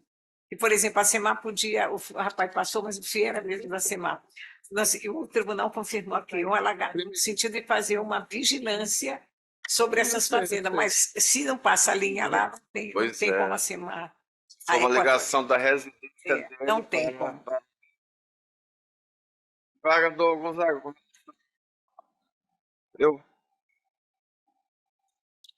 final, como é que ficou aí, por favor? Não. O final foi só para... 2 crianças devia ser no mínimo 75 por cada um. A condenação... É contra o rapaz que fez... É contra o homem que fez a ligação. Fez a ligação. O valor... que eu vou... 100 mil reais foi o que o condenou e eu estou mantendo. Não se sabe nem se essa pessoa tem condição de pagar isso. De pagar. Mas se tem uma fazenda, vende a fazenda e paga. Se fosse eu estou acompanhando Vossa Excelência. Estou acompanhando integralmente também. Então, a votação unânime foi... Ambos os apelos foram desprovidos. Entendeu, doutora? Desembargador Luiz Gonzaga, por gentileza, apenas para fim de registro, George Cabral Cardoso, OAB-MA 17008, pela apelada equatorial.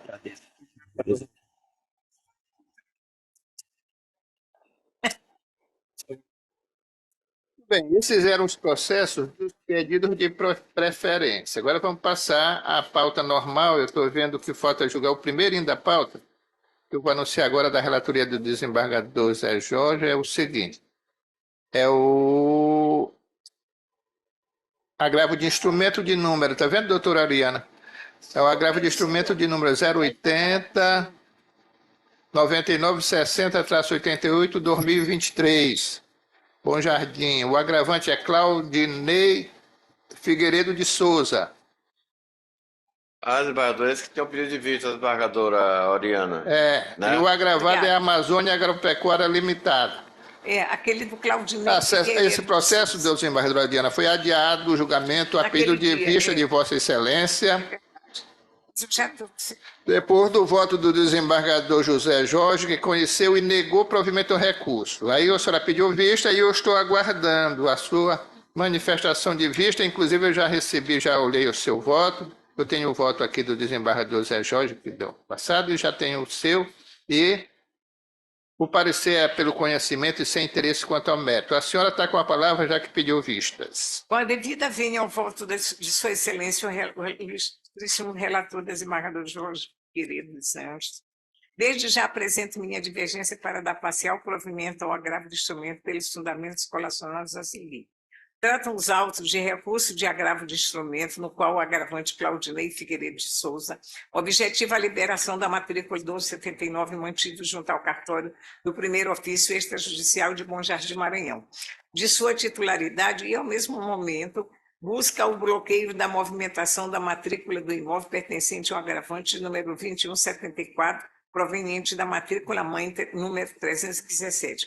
Para tanto, o agravante sustenta que a matrícula de titularidade do agravado restou nulificada, através do processo 000048060 1974 4 3700 PJE, que tramitou na Justiça Federal do Estado do Maranhão. Pois bem, inicialmente destaca que não se pode escapar da instrumentalidade do recurso, que deve ater-se tão somente ao exame quanto ao acerto ou não da decisão agravada consoante julgado que segue. Processual civil, reintegração de posse, liminar deferida em primeiro grau, insurgência, ilegitimidade ativa ad causa, matéria não suscitada no primeiro grau, não conhecimento, posse individualizada, ausência, confusão de limites, ocorrência, deciso reformado, recurso provido.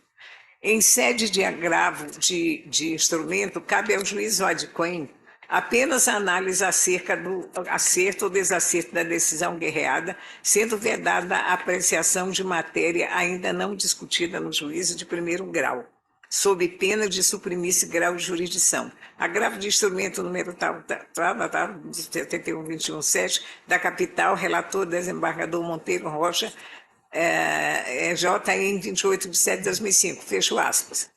Volto novamente. De olho nisso, minha análise restringir-se à apreciação da existência ou não dos requisitos autorizadores da concessão da medida de antecipação de tutela pelo juízo de origem, dado que é contra essa decisão que foi manejado o presente recurso. A documentação acostada aos autos dá conta da regularidade da aquisição do imóvel pelo agravante, entre parênteses, fazenda poliana, entre aspas. Notadamente, a certidão de inteiro teor de ID número 8147 443. Eu leio unidade, dezena, centena, unidade de milhar, dezena de milhar. 847, 81.471.443. A certidão dominial, ID número 8147-1925, a cadeia dominial, ID número 855, 58, 883 e as cópias dos processos de arrecadação do terma, IDs números 8147, 14 do 38 e 8147, 14 do 39. De outro lado, o documento de ID número 8147-1920 dá conta de que a matrícula número 317, que originou a matrícula número 2174, de titularidade do agravado, restou declarada nula nos autos do processo número 4860-1974-4-013700 PJE, que tramitou na Justiça Federal do Estado do Maranhão. Como que isso não bastasse, o documento de ID número 8147-1919 informa acerca do cancelamento do georreferenciamento da fazenda, entre parênteses, Leão do Norte, imóvel do agravado constante da matrícula 2174. Assim, a meu ver, não sobejam dúvidas quanto à legitimidade do direito dominial do agravante, motivo pelo qual me parecem verossímeis suas alegações, de modo a permitir a concessão da tutela antecipada pleiteada no juízo de base. Contudo, tal concessão não pode se dar nos exatos termos pleiteados pelo agravante. Explico. O agravante formulou 2 pedidos, são eles: a liberação da movimentação da matrícula 1279 e o bloqueio da matrícula 2174. Ocorre que a liberação total e restrita da movimentação da matrícula 1279 se apresentaria, a meu sentir, de toda temerária, posto que a discussão acerca da nulidade da matrícula 2074 ainda não foi encerrada antes dos autos do processo tal, já foi lido. Dado que a decisão ali exarada ainda pende de confirmação pelo egrégio STJ, em sede de RESP. Ora, e não obstante não tenha sido atribuído efeito suspensivo a esse RESP, é certo que a lide ainda não se encontra estabilizada, podendo ocorrer mudanças na situação de domínio de ambos os imóveis, tanto do agravante quanto do agravado. Assim, o poder geral de cautela, otorgado pelo artigo 297 do CPC, orienta que seja preservada a situação atual, impedindo a eventual transferência da matrícula a terceiros de boa-fé. É exatamente esse mesmo Poder Geral de cautela que indica que deve ser deferido o bloqueio da matrícula 2174 de titularidade do agravado, obstando também qualquer medida de oneração ou transferência visando preservar interesses de terceiro.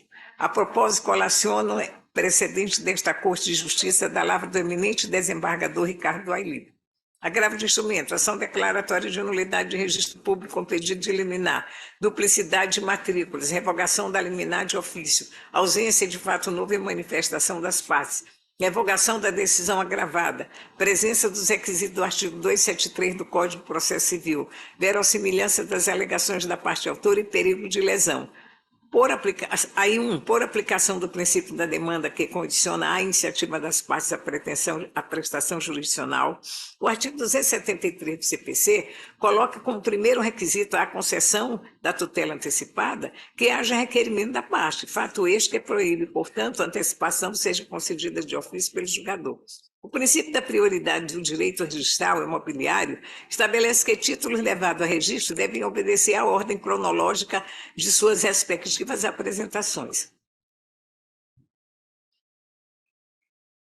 prevalecendo aquele que foi registrado em primeiro lugar. O bloqueio 2, o bloqueio na matrícula de imóvel se insere no Poder Geral de cautela conferida ao juiz pelo artigo 798 do CPC, a fim de pedir prejuízos decorrentes de eventual alienação de imóvel. Terceiro, é diz que na diminuta seara recursal de agravo de instrumento é incabível o exame de mérito acerca do envolvido na ação principal. Quarto, agravo de instrumento conhecido e parcialmente provido. Tribunal de Justiça do Maranhão, 24/11/2014, fecho aspas. Por outro lado, não vejo qualquer óbice no deferimento do georreferenciamento, e aqui que eu me tenho, do imóvel em favor do agravante, posto que de seu Claudinei, posto que se destina não somente a permitir a localização precisa da área e nada afetando o direito de ambos os litigantes. Inclusive, foi exatamente esse o entendimento manifestado pela Terceira Câmara de Direito Privado deste Tribunal nos autos do agravo de instrumento número 080-9961, dígito 73 de 2023, que tratou de situação idêntica presente envolvendo a mesma matrícula, 2174. Eis a ementa do julgado.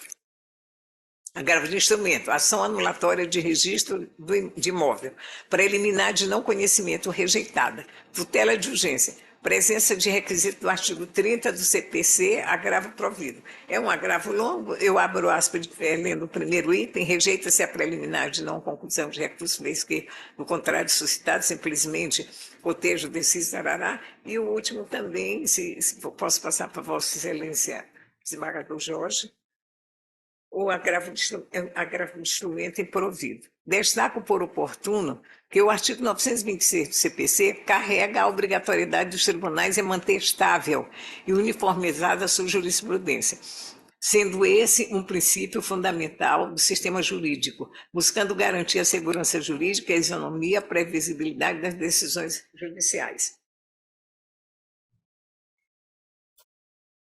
A estabilidade e uniformidade da jurisprudência proporciona uma interpretação coerente e consistente do direito, evitando contradições e discrepâncias entre julgadores, evitando mudanças drásticas e frequentes que possam gerar incerteza e instabilidade no ordenamento jurídico. Exatamente por isso, entendo que, já havendo solução dada por este egrégio tribunal em causa idêntica à presente, é dever deste órgão julgador trilhar o mesmo caminho daquele julgado anterior, em claro respeito à obediência à disposição, sobretudo, do artigo 926 do CPC.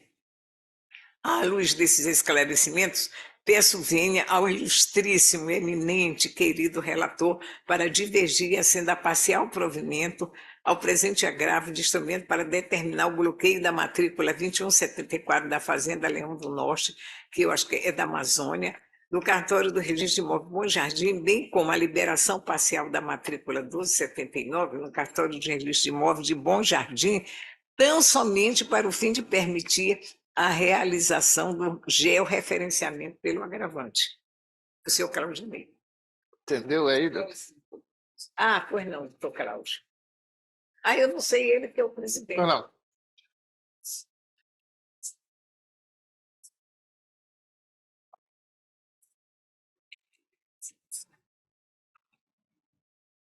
É única e exclusivamente a anulação dessa matrícula com a permissão em medida liminar para que o seu Claudinei faça a movimentação e possa vender a propriedade. Tanto é que na sustentação oral que fiz aqui, nós não nos opusemos ao bloqueio. Entendemos, inclusive, que é legítimo, já que a propriedade é objeto desse litígio e de um outro na Justiça Federal. Até porque a Amazônia ela não pretende alienar a propriedade. Quem pretende alienar é o seu Claudinei, ele disse isso de forma expressa na audiência de justificação. Então... Sim, mas ele, aqui eu estou permitindo só o Sim, mas eu só estou questionando que georreferenciar, ele não está impedido. Tá bem. Então, veja bem, doutor, veja bem. Eu assisti toda a sessão passada, o seu pronunciamento, vi o voto do doutor, do ilustre relator, desembargador Zé Jorge, e estou vendo aqui, estou com o voto escrito também da doutora Oriana. O que está sendo deferido nesse... Quando toda vem ao entendimento do desembargador Zé Jorge, o que ele está fazendo aqui?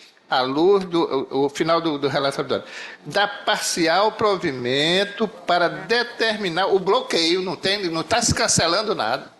O bloqueio da matrícula, que já foi até objeto de lá na Justiça Federal, bem como a liberação parcial dessa matrícula 1279, liberação parcial.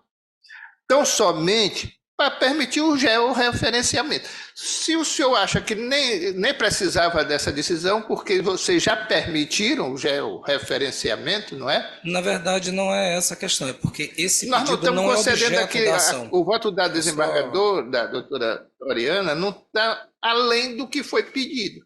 É só dizendo que ele pode fazer o georreferenciamento e, já que a matrícula está apenas bloqueada, no taxado dele não pode vender nada. Não pode vender nada. Mas me Não é isso parece, que, não é isso que está se senhor dizendo presidente, aqui. que a desembargadora bloqueia apenas a matrícula do imóvel da Leão do Norte, não a dele também.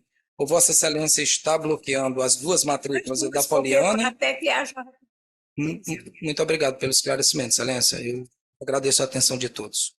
Ela está fazendo uma liberação parcial da matrícula 1279, tão somente para o fim, tão somente para permitir o georreferenciamento. Não é para vender. Não é para vender. Eu estou acompanhando esse voto divergente com todo respeito ao voto do desembargador relator. Vossa Excelência.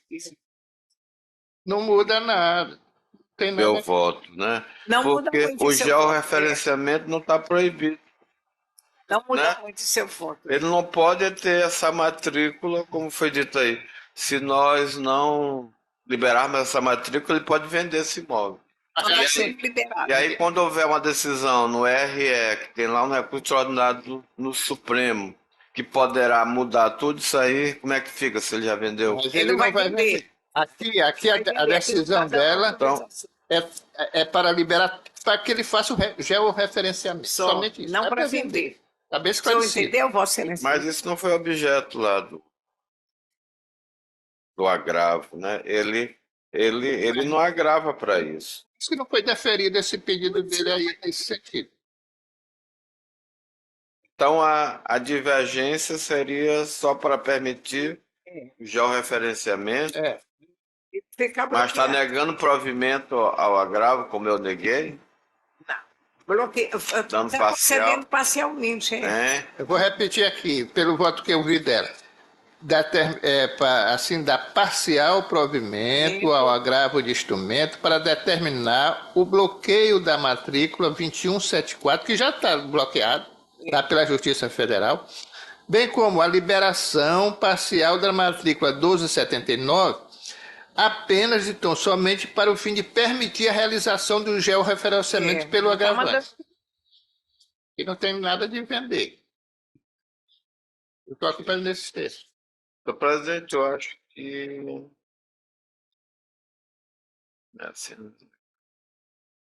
Olha, está dizendo aqui, ó, argue necessidade de declarar nulidade da matrícula 317, em consequência que dela se originou. Matrícula 2174. Não, persistente ao agravante. Não declarar nulidade, não. Por enquanto, né? É. Então eu creio que se é só para isso, pode se adequar aqui. Não é para declarar nulidade, né? e aguardar o julgamento lá do... Né? Pode ser. Vou adequar. Então dá parcial provimento apenas para... Permitir o georreferenciamento. né? Eu posso adequar meu voto nesse sentido, já que não altera, não altera a substância. É isso, então.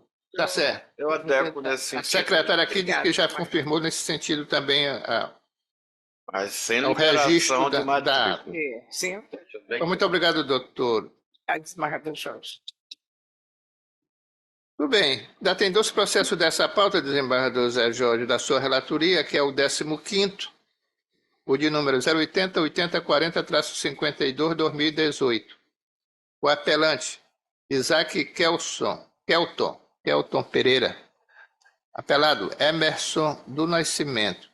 O parecer é sem interesse quanto ao mérito, só pelo conhecimento. O desembargador Zé Jorge é o relator com a palavra.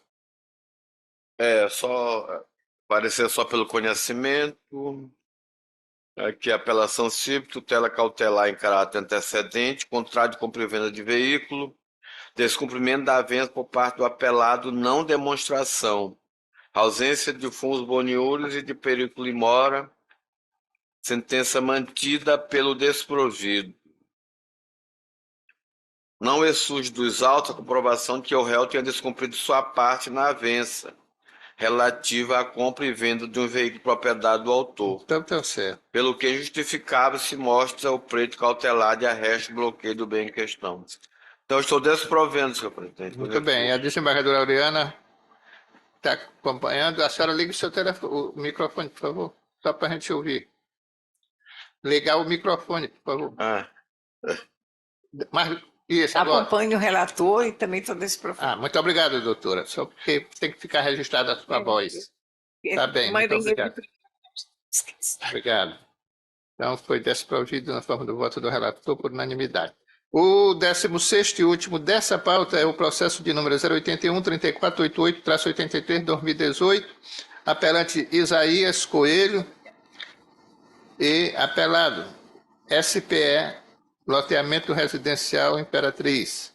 Estou sabendo aqui que tem um advogado da SPE Loteamento inscrito para manifestar-se.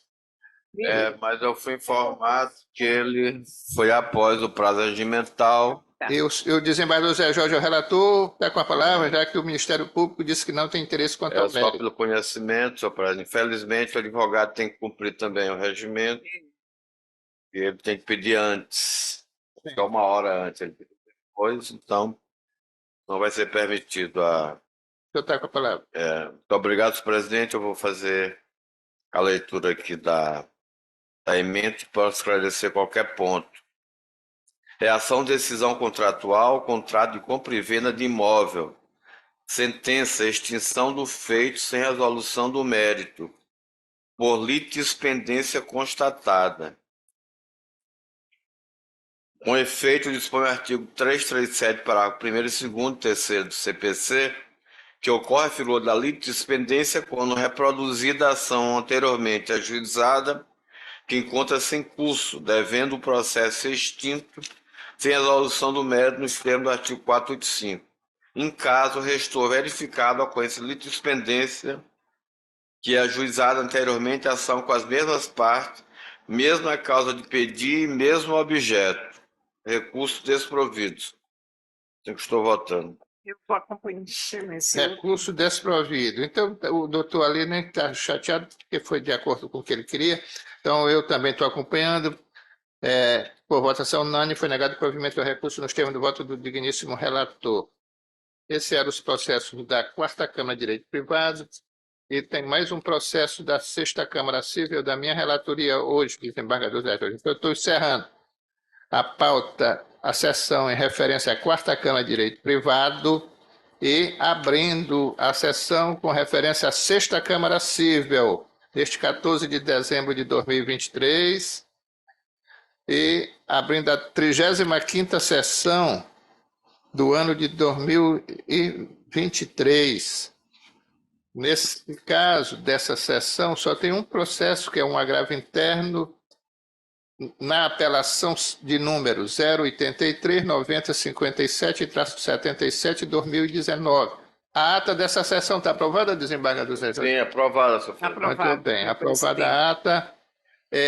Aqui o agravante é a empresa Pacutilha S.A., o agravado é Guilherme Luiz de Araújo Silva. Eu estou vendo que este aqui é um agravo interno na apelação e que é uma ação de cobrança, reparação de danos morais, direito de imagem, matéria jornalística, agravo interno conhecido e não provido, porque não trouxe nenhum fato novo. Eu estou negando provimento a esse agravo interno. Não mudou em nada. Eu estou acompanhando, senhor presidente. Desembargador Ariano. Acompanho o senhor também. Vossa Excelência também. Então, por votação unânime, foi conhecido e negado provimento a esse recurso. Esses eram os processos da nossa sessão da 6ª Câmara Civil, era o único processo. E eu verifico aqui também que esta é a última sessão do nosso ano de 2023. Está vendo, doutora Ariana?